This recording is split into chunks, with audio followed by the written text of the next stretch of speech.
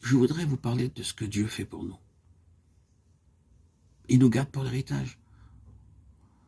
Nous sommes en présence de deux vérités très simples. La première qui est le côté divin, nous sommes gardés par la puissance de Dieu. L'autre qui est le côté humain, nous sommes gardés par la foi. Tout d'abord, regardons le côté divin, nous sommes gardés par la puissance de Dieu. De quelle façon sommes-nous gardés? Nous sommes gardés d'une façon absolue. Quelle partie de notre être est gardée? Notre être tout entier. Est-ce que Dieu garde une partie de notre être et pas l'autre? Non.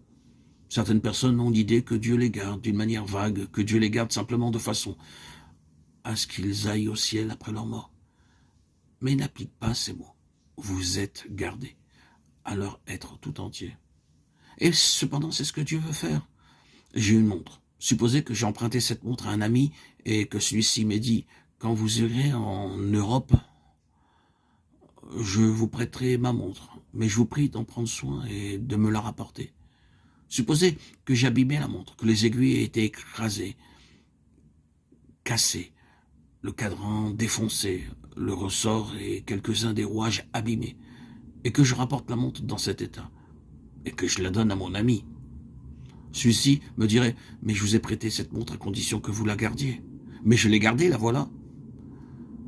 Mais je désirais que vous en preniez soin, et non pas que vous la gardiez de telle sorte que vous me rapportiez seulement le boîtier ou les débris de la montre. Je comptais que vous prendriez soin de toutes les parties de la montre. » Eh bien, de même, Dieu n'a pas l'intention de nous aider seulement d'une façon générale, de telle sorte qu'à la fin, d'une manière ou d'une autre, nous soyons sauvés du feu et puissions entrer au ciel. Dieu, dans son amour, garde toutes les parties de notre être. Certaines personnes pensent que Dieu les gardera dans le domaine spirituel. Certaines personnes pensent que Dieu les gardera dans le domaine spirituel, mais non dans le domaine temporel. Dieu, disent-ils, ne s'occupe pas des choses matérielles. Ce n'est pas dans son plan. Dieu vous envoie travailler dans le monde, mais il ne nous dit pas « je vous laisse aller gagner votre vie et subvenir vous-même à vos besoins ». Il sait que vous êtes incapable de vous garder vous-même.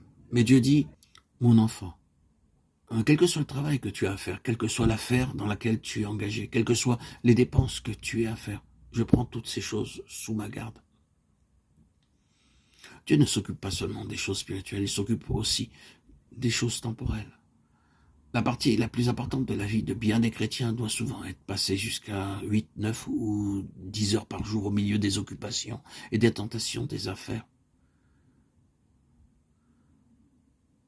Mais Dieu vous gardera là aussi. Il vous gardera en toutes choses. Dieu, dans son immense amour, dans sa grande miséricorde, dans son infinie bonté, garde toutes les parties de notre être.